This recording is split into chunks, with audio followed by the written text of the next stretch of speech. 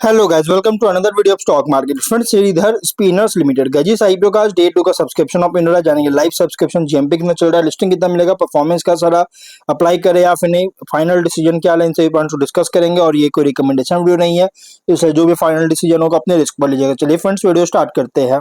तो guys, IPO 23 को open हुआ था, 25 कल के दिन क्लोज किया जा रहा है। 3 डे आईपीओ 1 जुलाई listing date 10 rupees, face value 51 to 53 rupees का, प्राइस बन 2000 शेयर्स के, lot size, fresh capital, book built IPO 31 crore का, issue size 57.9 lakh shares issue किया गया। Market share and stock broking market maker NSE SME पे listing किया जा रहा है। अलॉटमेंट डेट रखा गया 29 जून का, 30 को रिफंड रिलीज किया जाएगा। शेयर्स डिमेट अकाउंट में क्रेडिट होगा। ऑफर दिया गया क्यूआईबी एंकर इंक्लूड नहीं करेंगे। 18.6 बिग एचएनआई, 9.3 स्मॉल एचएनआई, 4.7% का, रिटेल 32.7% ऑफर दी गई है।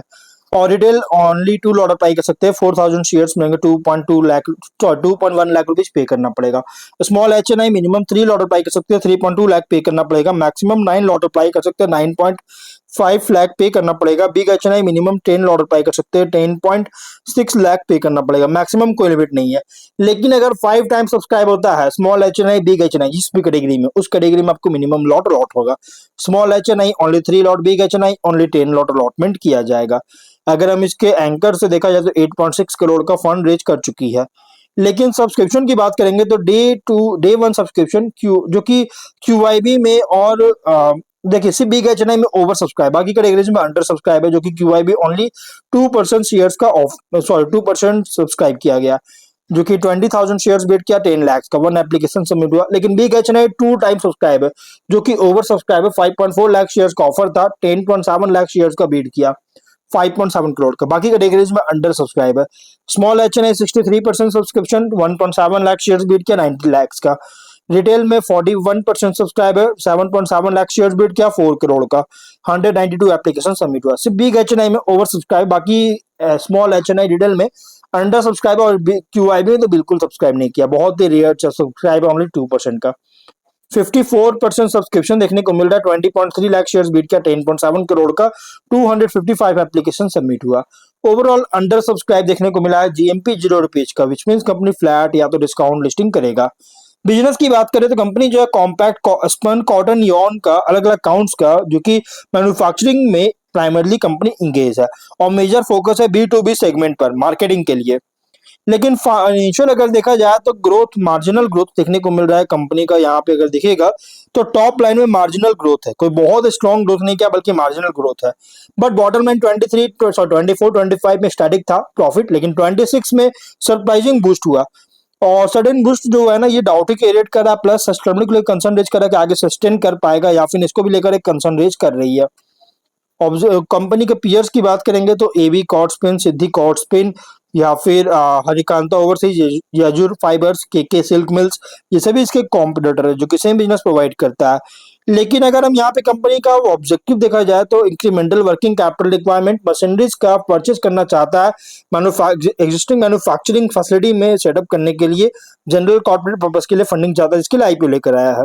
Ratio ROE 24.6, ROC 9.3, RONW 20.7, PAT margin 4.2, EBITDA margin 12% का, डेट इक्विटी 3.9 और PB 2.8, P रेशियो 13.4 टाइम का। Market promoter holding pre issue 96.5%, post issue 70.5% का। मार्केट कैप 113.6 करोड़ का राउंड होगा। लेकिन गाइस, इसका डेट टू इक्विटी रेशियो भी बहुत ही हाई देखने को मिल रहा है। रिसेंट फाइनेंशियल डेटा के अकॉर्डिंग प्राइस बैंड जो रखा गया, एग्रेसिव प्राइस रखी गई, मतलब कि बहुत ही ओवरली प्राइस रखा गया है। लेकिन अगर हम स्वॉट एनालिसिस करेंगे तो कंपनी स्ट्रेंथ अगर देखा जाए तो कॉटन यॉन और टेक्सटाइल स्पिनिंग सेक्टर में ऑपरेट करता है। कॉटन यॉन का मैन्युफैक्चरिंग में इंगेज है, जो कि यूज होता है वेविंग, नीटिंग और टेक्सटाइल एप्लीकेशंस में। और इंडिया की स्ट्रॉन्ग पोजीशन जो है ग्लोबल टेक्सटाइल और एप्पल इंडस्ट्री में, इससे कंपनी को बेनिफिट मिलता है। मैन्युफैक्चरिंग इंफ्रास्ट्रक्चर भी स्टैब्लिश कर चुका है, जिससे प्रोडक्शन एफिशिएंसी, स्केलेबिलिटी दोनों सपोर्ट करता है।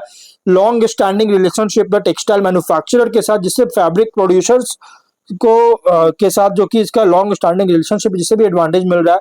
डोमेस्टिक और एक्सपोर्ट टेक्सटाइल मार्केट्स के लिए डिमांड ग्रो कर रही है, जिससे बिजनेस ग्रोथ सपोर्ट करता है। लेकिन वीकनेस अगर देखा जाए तो बिजनेस हाईली डिपेंड करता है कॉटन प्राइसेस और टेक्सटाइल इंडस्ट्री डिमांड पर। प्रॉफिटेबिलिटी भी सिग्निफिकेंटली अफेक्ट कर सकता है रॉ मटेरियल कॉस्ट में फ्लक्चुएशन के द्वारा। वर्किंग कैपिटल इंटेंसिव है, इन्वेंट्री और रिसेबल रिक्वायरमेंट्स के कारण रिलेटिवली स्केल बहुत ही स्मॉलर है लार्ज इंटीग्रेटेड टेक्सटाइल कंपनीज के कंपैरिजन में। रेवेन्यू कॉन्सेंट्रेशन है जॉन प्रोडक्ट्स में, जिससे इंडस्ट्री साइकिल्स को एक्सपोजर इंक्रीज कर सकता है। और अपॉर्चुनिटीज अगर देखा जाए तो कॉटन यॉन टेक्सटाइल्स और एप्पल प्रोडक्ट्स के लिए डिमांड ग्रो कर रहा है। वैल्यू एडेड यॉन प्रोडक्ट्स में एक्सपैंड कर रहा है, जिससे मार्जिन इंप्रूव कर सकता है। टेक्सटाइल एक्सपोर्ट्स भी इंक्रीज हो रही है इंडिया से, जिससे ग्रोथ अपॉर्चुनिटीज क्रिएट करता है। गवर्नमेंट का सपोर्ट है मिल रही है टेक्सटाइल सेक्टर में, जिससे लॉन्ग टर्म एक्सपेंशन से बेनिफिट मिल सकता है। और कैपेसिटी एक्सपैंड करना और न्यू डोमेस्टिक और इंटरनेशनल मार्केट में एंटर करने का अपॉर्चुनिटी मिल रही है। लेकिन थ्रेट अगर देखा जाए तो स्ट्रॉन्ग कंपटीशन है डोमेस्टिक और इंटरनेशनल यॉन मैन्युफैक्चरर से। कॉटन प्राइस में वोलेटिलिटी के कारण प्रॉफिटेबिलिटी को इम्पैक्ट कर सकता है। इकोनॉमिक स्लो डाउन के कारण टेक्सटाइल और एप्पल डिमांड को रिड्यूस कर सकता है। Export policies global trade conditions में कोई भी बदलाव आता है तो बिजनेस को अफेक्ट कर सकता है। एनर्जी और लेबर कॉस्ट बहुत तेजी से राइज हो रहा है, जिससे मार्जिन प्रेशर कर सकती है। पीयर कॉन्टेक्स्ट करेंगे तो लार्ज इंटीग्रेटेड टेक्सटाइल कंपनीज के साथ कंपेयर कर कंपनी ऑपरेट कर as a specialised cotton yarn manufacturer. Other spinning mills के अगेंस्ट देखा जाए तो product quality, manufacturing efficiency, customer relationship पर कम्पीट कर रहा है। इन्वेस्टर के लिए आईपीओ प्रेजेंट कर रहा है textile and Yon manufacturing sector पर, जहां ग्रोथ डिपेंड करता है कॉटन अवेलेबिलिटी, टेक्सटाइल डिमांड और एफिशिएंट कॉस्ट मैनेजमेंट पर। तो ओवरऑल अगर देखा जाए तो आईपीओ जो बहुत एग्रेसिवली प्राइस आईपीओ है। हाँ, इसमें आप लॉन्ग टर्म के लिए कंसीडर कर सकते हो, बट हाँ फाइनल डिसीजन जो भी लीजिएगा अपने रिस्क पर लीजिएगा। ये कोई रिकमेंडेशन वीडियो नहीं, तो गाइस वीडियो यहीं पर एंड करता है। अगर कोई डाउट है कमेंट बॉक्स में पूछे। मिलते हैं नेक्स्ट वीडियो में, बाय बाय।